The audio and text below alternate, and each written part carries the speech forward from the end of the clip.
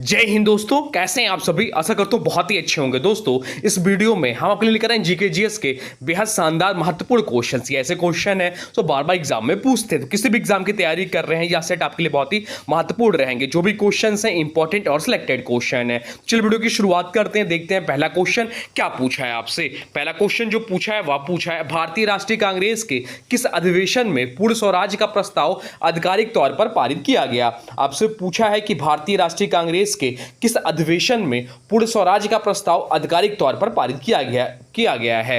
Video को pause करिए, right answer आप लोग कमेंट बॉक्स में लिखते चलिए।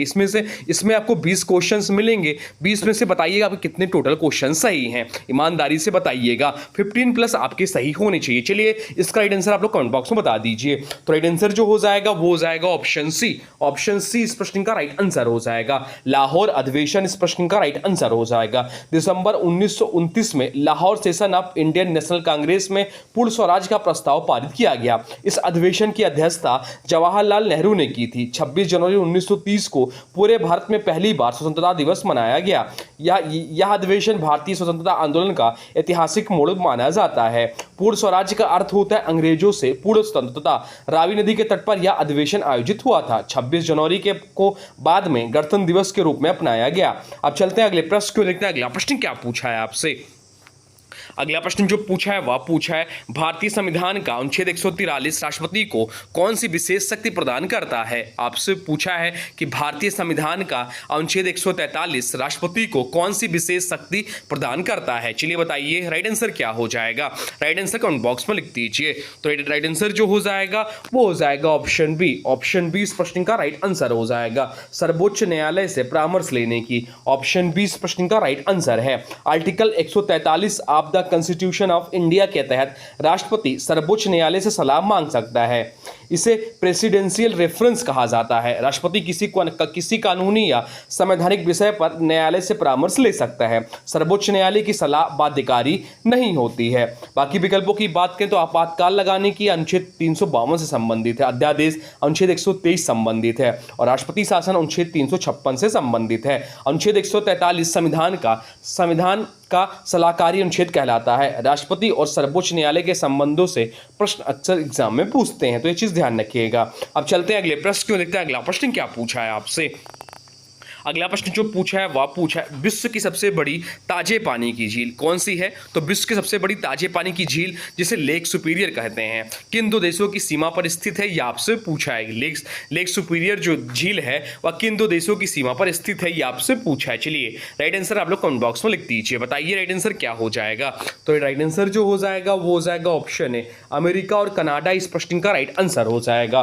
ऑप्शन ए इस प्रश्न का राइट आंसर हो जाएगा। लेक सुपीरियर विश्व की सबसे बड़ी मीठे पानी की झील है। यह यूनाइटेड स्टेट और कनाडा की सीमा पर स्थित है। यह ग्रेट लेक्स समूह का हिस्सा है। क्षेत्रफल की दृष्टि से यह विश्व की सबसे बड़ी फ्रेश वाटर लेक मानी जाती है।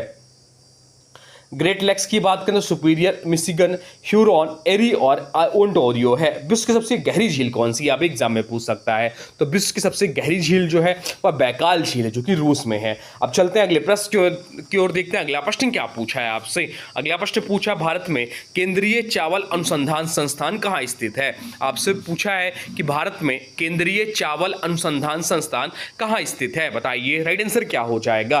तो राइट आंसर जो हो जाएगा वो हो जाएगा ऑप्शन ए। ऑप्शन ए इस प्रश्न का राइट आंसर हो जाएगा। कटक उड़ीसा में central rice research institute Bharat का प्रमुख चावल अनुसंधान संस्थान है। यह उड़ीसा के कटक शहर में स्थित है। इसकी स्थापना वर्ष 1946 में की गई थी। अब इसका नाम नेशनल राइस रिसर्च इंस्टीट्यूट रखा गया है। बाकी मनीला में जो बात करें, मनीला फिलीपींस में यहाँ international rice research institute IRRI स्थित है।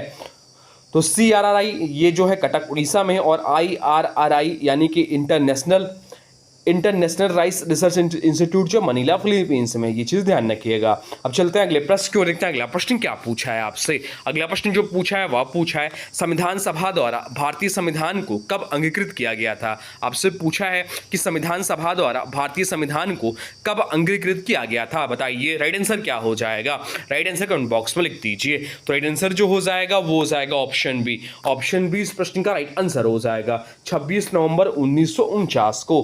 ऑप्शन बी इस प्रश्न का राइट आंसर है। भारतीय संविधान को संविधान सभा ने 26 नवंबर 1949 को अंगीकृत किया। संविधान 26 जनवरी 1950 को लागू हुआ। संविधान निर्माण में लगभग 2 वर्ष 11 माह 18 दिन लगे। भीमराव अंबेडकर को भारतीय संविधान का मुख्य शिल्पकार कहा जाता है। 26 नवंबर संविधान दिवस मनाया जाता है। मूल संविधान में कितने अनुच्छेद थे? तो मूल संविधान में 395 अनुच्छेद थे। संविधान सभा के अध्यक्ष कौन थे? संविधान सभा के अध्यक्ष डॉक्टर राजेंद्र प्रसाद थे। अस्थायी अध्यक्ष कौन बने थे? तो अस्थायी अध्यक्ष जो थे वो डॉक्टर सच्चिदानंद सिन्हा थे।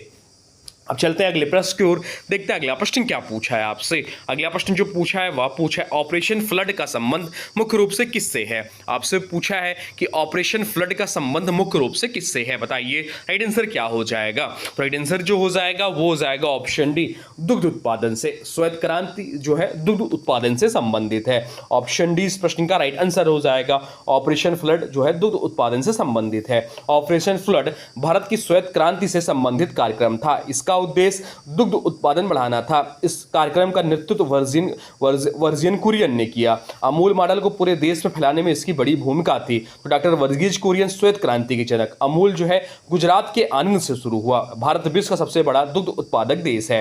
अब चलते हैं अगले प्रश्न की ओर, देखते हैं अगला प्रश्न क्या पूछा है आपसे। अगला प्रश्न जो पूछा है वह पूछा है विश्व का सबसे ऊंचा सक्रिय ज्वालामुखी ओजोस डेल सालाडो किन 2 देशों की सीमा पर है? आपसे पूछा है कि विश्व का सबसे ऊंचा सक्रिय ज्वालामुखी ओजोस डेल सालाडो किन 2 देशों की सीमा पर है, बताइए राइट आंसर क्या हो जाएगा। तो राइट आंसर जो हो जाएगा वो हो जाएगा ऑप्शन ए। ऑप्शन ए इस प्रश्न का राइट आंसर हो जाएगा। चिली और अर्जेंटीना इस प्रश्न का राइट आंसर हो जाएगा। ओजोस डेल सालाडो विश्व का सबसे ऊंचा सक्रिय ज्वालामुखी है। इसकी ऊंचाई लगभग 6,893 मीटर मानी जाती है। एंडीज पर्वतमाला में स्थित है। किस पर? तो यह एंडीज पर्वतमाला में स्थित है या चिली और अर्जेंटीना की सीमा पर स्थित है। तो विश्व का सबसे ऊंचा पर्वत कौन सा है? यह भी एग्जाम में पूछ सकता है। तो विश्व का सबसे ऊंचा पर्वत जो है माउंट एवरेस्ट है। तो आपसे पूछ सकता है कि जापान का प्रसिद्ध ज्वालामुखी कौन सा है? तो जापान का प्रसिद्ध ज्वालामुखी जो है माउंट फूजी है। यह भी ध्यान रखिएगा। अब चलते हैं अगले प्रश्न की ओर, देखते हैं अगला प्रश्न क्या पूछा है आपसे। अगला प्रश्न जो पूछा है वह पूछा है संविधान का अनुच्छेद 51 ने जो कि मौलिक कर्तव्य है किस समिति की सिफारिश पर जोड़ा गया था? आपसे पूछा कि संविधान का 51A किस समिति की सिफारिश पर जोड़ा गया था, बताइए राइट आंसर क्या हो जाएगा। राइट आंसर कमेंट बॉक्स में लिख दीजिए। तो राइट आंसर जो हो जाएगा वो हो जाएगा ऑप्शन ए, सोल सिंह समिति की सिफारिश पर। ऑप्शन ए इस प्रश्न का राइट आंसर हो जाएगा। Article 51A of the constitution of India में मौलिक कर्तव्यों का वर्णन है। इसे 42वें संविधान संशोधन 1976 द्वारा जोड़ा गया था। मौलिक कर्तव्यों को सोल सिंह समिति की सिफारिश पर शामिल किया गया। प्रारंभ में 10 मौलिक कर्तव्य थे, बाद में 11वां जोड़ा गया। बलवंत राय मेहता समिति जो दिया है ऑप्शन में पंचायती राज से संबंधित है। मौलिक अधिकार जो है भाग 3 में है। राज्य के नीति निर्देशक तत्व भाग 4 में है। मौलिक कर्तव्य जो है भाग 4A में है। तो मौलिक अधिकार भाग 3 में है, राज्य के नीति निर्देशक तत्व भाग 4 में, मौलिक कर्तव्य भाग 4A में है। अब चलते हैं अगले प्रश्न की ओर, देखते हैं अगला प्रश्न क्या पूछा है आपसे। अगला प्रश्न जो पूछा है वह पूछा है हम्पी जो कि विजयनगर साम्राज्य के अवशेष जहां से मिले किस नदी के तट पर स्थित है, बताइए राइट आंसर क्या हो जाएगा। राइट आंसर कमेंट बॉक्स में लिख दीजिए। तो राइट आंसर जो हो जाएगा वो हो जाएगा ऑप्शन सी, तुंगभद्रा नदी इस प्रश्न का राइट आंसर हो जाएगा। ऑप्शन सी इस प्रश्न का राइट आंसर हो जाएगा। हम्पी विजयनगर साम्राज्य की राजधानी थी या कर्नाटक में तुंगभद्रा नदी के तट पर स्थित है। हम्पी यूनेस्को विश्व धरोहर स्थल है। विजयनगर साम्राज्य दक्षिण भारत का शक्तिशाली हिंदू साम्राज्य था। विजयनगर साम्राज्य की स्थापना हरिहर और बुक्का ने की थी। कृष्णदेवराय इनका महान शासक था। हम्पी अपने मंदिरों और स्थापत्य कला के लिए प्रसिद्ध है। अब चलते हैं अगले प्रश्न की ओर, देखते हैं अगला प्रश्न क्या पूछा है आपसे।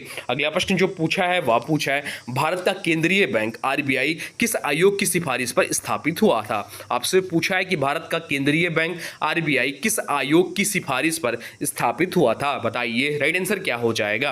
राइट आंसर कमेंट बॉक्स में लिख दीजिए। तो राइट आंसर जो हो जाएगा वो हो जाएगा ऑप्शन डी, हिल्टन यंग आयोग। ऑप्शन डी इस प्रश्न का राइट आंसर हो जाएगा, हिल्टन यंग आयोग की सिफारिश पर। रिजर्व बैंक ऑफ इंडिया की स्थापना हिल्टन यंग आयोग की सिफारिश पर हुई थी। आरबीआई की स्थापना कब हुई थी? तो आरबीआई की स्थापना हुई थी 1 अप्रैल 1935 को। आरबीआई प्रारंभ में इसका मुख्यालय कोलकाता में था, बाद में मुंबई स्थानांतरित किया गया। आरबीआई भारत की मौद्रिक नीति को नियंत्रित करता है। आरबीआई का राष्ट्रीयकरण कब हुआ था? तो 1949 में इसका राष्ट्रीयकरण हुआ था। आरबीआई के प्रथम ब्रिटिश गवर्नर कौन थे? तो प्रथम ब्रिटिश गवर्नर जो थे ऑस्बॉर्न स्मिथ थे। पहले भारतीय गवर्नर सीडी देशमुख थे। वर्तमान में जो गवर्नर है वो संजय मल्होत्रा साहब हैं। ये सब पॉइंट ध्यान रखिएगा। अब चलते हैं अगले प्रश्न की ओर, देखते हैं अगला प्रश्न क्या पूछा है आपसे। अगला प्रश्न जो पूछा है वह पूछा है वायुमंडल की कौन सी परत रेडियो तरंगों के परावर्तन के लिए उत्तरदायी है? आपसे पूछा है कि वायुमंडल की कौन सी परत रेडियो तरंगों के परावर्तन के लिए उत्तरदायी है, बताइए। राइट आंसर क्या हो जाएगा? राइट आंसर कमेंट बॉक्स में लिख दीजिए। तो राइट आंसर जो हो जाएगा वो हो जाएगा ऑप्शन बी, आयन मंडल। आयन मंडल इस प्रश्न का राइट आंसर हो जाएगा। आयनोस्फीयर वायुमंडल की वह परत है जो रेडियो तरंगों को परावर्तित करती है। यह परत आयनित गैसों से बनी होती है। लंबी दूरी के रेडियो संचार में इसका महत्वपूर्ण योगदान है। यह मुख्य रूप से ऊपरी वायुमंडल में स्थित होती है। समताप मंडल की बात करें तो ओजोन परत के लिए प्रसिद्ध है। क्षोभ मंडल मौसम संबंधी घटनाएं होती है और मध्य मंडल उल्काएं जलती हैं। यहाँ पर ओजोन परत समताप मंडल में पाया जाता है। मौसम परिवर्तन क्षोभ मंडल में होता है और रेडियो संचार आयन मंडल से संबंधित है। तो ये सब पॉइंट ध्यान रखिएगा। अब चलते हैं अगले प्रश्न की ओर, देखते हैं अगला प्रश्न क्या पूछा है आपसे। अगला प्रश्न जो पूछा है वह पूछा है लॉर्ड डलहौजी की राजझड़प की नीति व्यपगत का सिद्धांत यानी कि डॉक्ट्रिन ऑफ स्लैब्स के तहत किस रियासत का विलय सबसे पहले हुआ था? क्या इंपॉर्टेंट प्रश्न है, बताइए। राइट आंसर क्या हो जाएगा? चलिए राइट आंसर आप लोग कमेंट बॉक्स में लिख दीजिए। देखते हैं कितने लोगों का राइट आंसर कमेंट बॉक्स में आता है।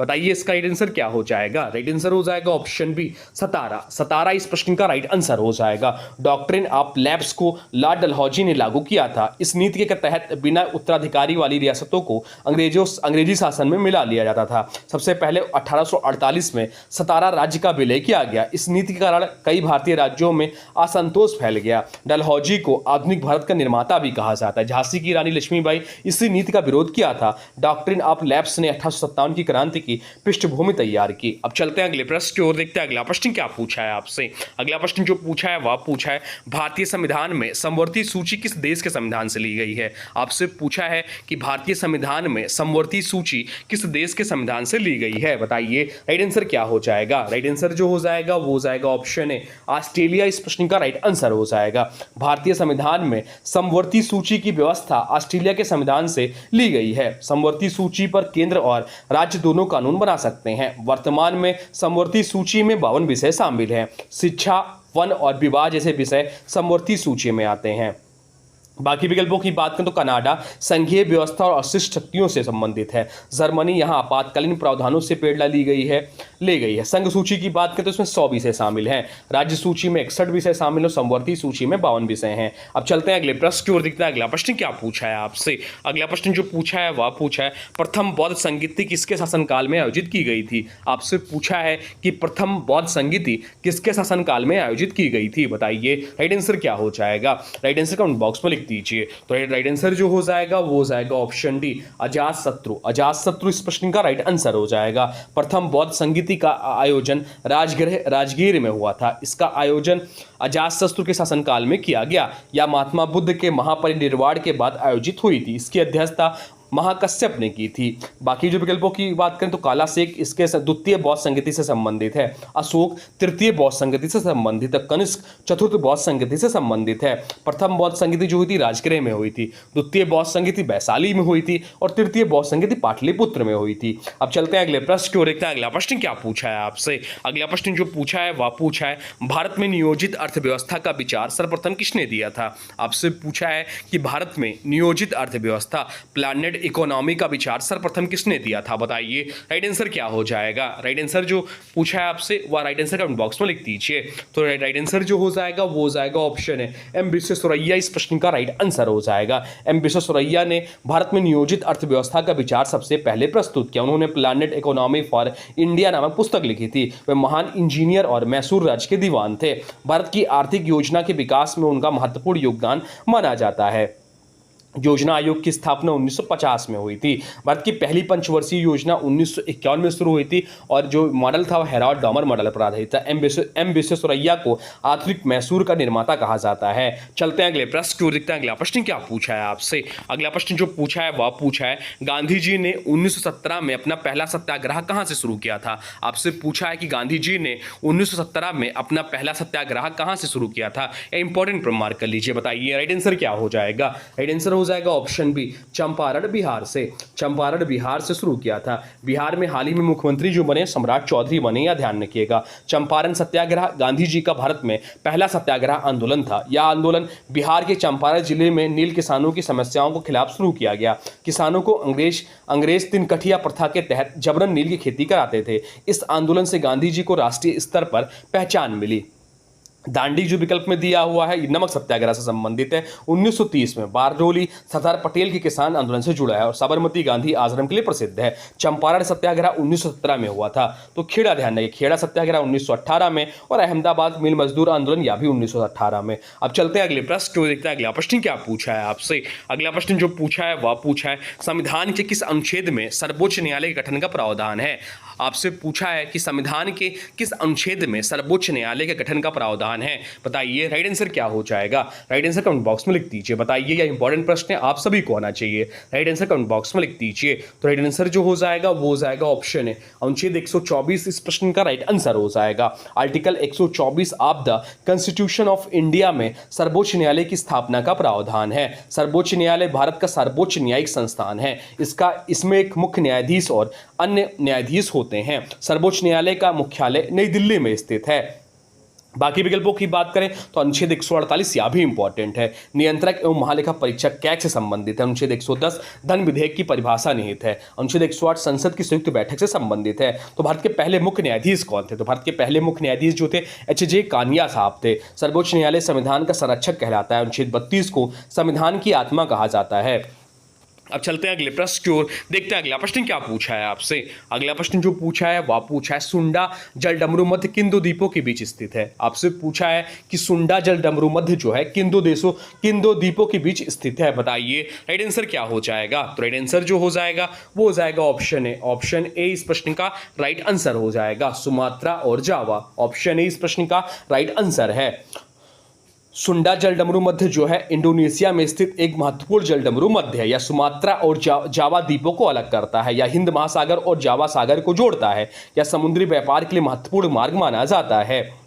मलक्का जल डमरू मध्य एशिया का महत्वपूर्ण व्यापारिक मार्ग है। सुंडा जल डमरू मध्य ज्वालामुखी गतिविधियों के लिए भी प्रसिद्ध है। इंडोनेशिया द्वीपों का विशाल समूह है। चलते हैं अगले प्रश्न की ओर, देखते हैं अगला प्रश्न क्या पूछा है आपसे। अगला प्रश्न जो पूछा है वह पूछा है, बहमनी साम्राज्य की स्थापना 1347 में किसने की थी। आपसे पूछा कि बहमनी साम्राज्य की स्थापना 1347 में किसने की थी, बताइए राइट आंसर क्या हो जाएगा। राइट आंसर हो जाएगा ऑप्शन डी, अलाउद्दीन हसन बहमन शाह। अलाउद्दीन हसन बहमन शाह इस प्रश्न का राइट आंसर हो जाएगा।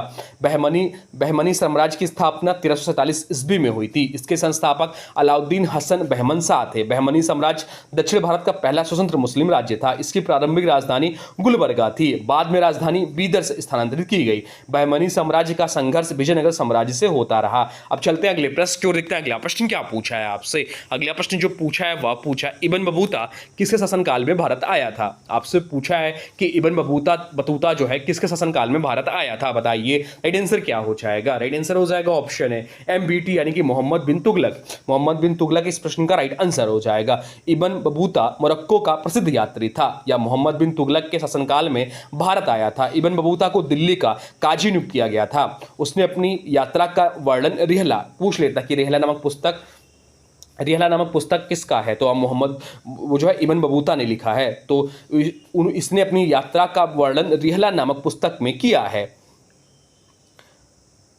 इब्न बतूता लगभग 1333 ईस्वी में भारत आया था। रिहला मध्यकालीन भारत का महत्वपूर्ण स्रोत है। तो ये थे आपके टॉप 20 जी के जीएस के प्रश्न जो आपके आने वाले एग्जाम के लिए बहुत ही महत्वपूर्ण है।